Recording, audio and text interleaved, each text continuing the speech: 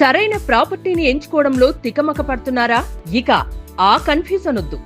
అపార్ట్మెంట్లు, విల్లాలు, ప్లాట్లు మీకు కావలసినవన్నీ ఒకే చోట. Suman TV biggest property expo October 18th, 19th HSCC Novotel Hyderabad. ఇప్పుడే ఫ్రీ ఎంట్రీ కోసం కాల్ చేయండి.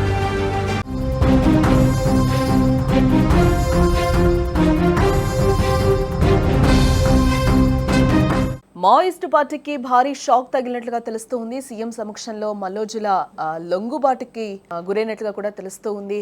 బ్రేకింగ్ న్యూస్ చూసే ముందు ఒక అప్డేట్ అయితే చూద్దాం. హైదరాబాద్ మొత్తంలో ఉన్న బెస్ట్ ప్రాపర్టీస్ అన్నింటినీ ఒకే వేదికపైకి తీసుకొస్తోంది సుమన్ టీవీ. అక్టోబర్ 18, 19వ తేదీన హెచ్ఎస్సిసి నోవాటెల్లో జరిగే సుమన్ టీవీ ప్రాపర్టీ ఎక్స్పోలో best flats, villas, open plots, Deepavali offers and discounts తో అందుబాటులో ఉంటాయి. మీరు విజిట్ చేసి ప్రతి గంటకి ఒక గోల్డ్ కాయిన్ గెలుచుకునే ఛాన్స్ కూడా ఉంది.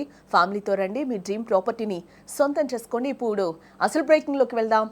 సిపిఐ మావోయిస్ట్ అగ్రనేత, కేంద్ర committee, polit bureau, central military commission సభ్యుడు మల్లోజుల వేణుగోపాల్ అలియాస్ అభయ్ అలియాస్ సోను 45 ఏళ్ల అజ్ఞాతాన్ని వీడి జనజీవన స్రవంతిలో కలిశారు.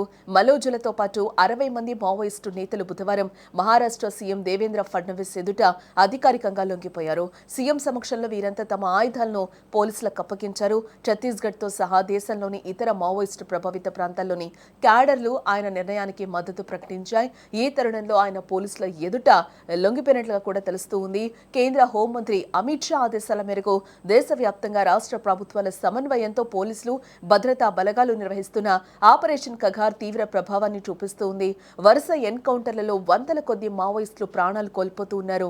ఈ నేపథ్యంలోనే గత సెప్టెంబర్లో మల్లోజుల తమ ఆయుధాలు వదిలిపెట్టేందుకు సిద్ధమని కూడా పత్రికా ప్రకటన చేశారు. మల్లోజుల నిర్ణయాన్ని ఇతర మావోయిస్టు ప్రభావిత ప్రాంతాల్లోని కొన్ని క్యాడర్లు మద్దతు పలికాయి. 70 ఏళ్ల మల్లోజులతో పాటు ఆయన అనుచరులు 60 మంది పోలీసుల వద్ద తమ ఆయుధాలు వదిలిపెట్టి లొంగిపోయారు. ఈ విషయాన్ని ఛత్తీస్గఢ్ ఉప ముఖ్యమంత్రి విజయ్ శర్మ కూడా ధృవీకరించడం జరిగింది. అయితే మల్లోజుల విషయానికి వస్తే సుదీర్ఘ కాలంగా మావోయిస్టు పార్టీలో పనిచేస్తున్న వేణుగోపాలరావు పెద్దపల్లి జిల్లా కేంద్రానికి చెందిన మల్లోజుల మధురమ్మ వెంకటయ్య దంపతులకు 1956లో జన్మించారు. కోటేశ్వరరావు అలియాస్ కిషన్ జేకి సోదరుడు. వీరి తండ్రి వెంకటయ్య స్వాతంత్ర సమరయోధుడు. ఐటీఐ చదువుతున్నప్పుడే ఆర్ఎస్యూలో చేరి కమ్యూనిస్టు భావజాలాన్ని అలవర్చుకున్నారు. ఆదిలాబాద్ జిల్లాలో ప్రభుత్వ ఉద్యోగం వచ్చిందని చెప్పి అడవిబాట పట్టారు. అప్పటికే ఆయన సోదరుడు మల్లోజుల కోటేశ్వరరావు పీపుల్స్ వార్లో ఉండడంతో వేణుగోపాల్ కూడా 1981, 82 ప్రాంతంలో అదే పీపుల్స్ వార్లో చేరారు. అన్న కిషన్జీ బాటలో నడిచిన వేణుగోపాలరావు అజ్ఞాతం వైపు కదిలి మావోయిస్టు పార్టీలో అంచెలంచెలుగా ఎదిగి క్రియాశీలక పాత్రను పోషించారు. ఉద్యమంలో ఉంటూ పోరాడుతున్న గచ్చిరోలి దళ సభ్యురాలు సిడాం విమలచంద్ర అలియాస్ తారక్క పెళ్లి చేసుకున్నారు. 2024లో ఆమె అనారోగ్య పరిస్థితుల కారణంగా మహారాష్ట్ర సీఎం ఫడ్నవీస్ సమక్షంలోనే 10 మంది మావోయిస్టులతో కలిసి లొంగిపోయారు.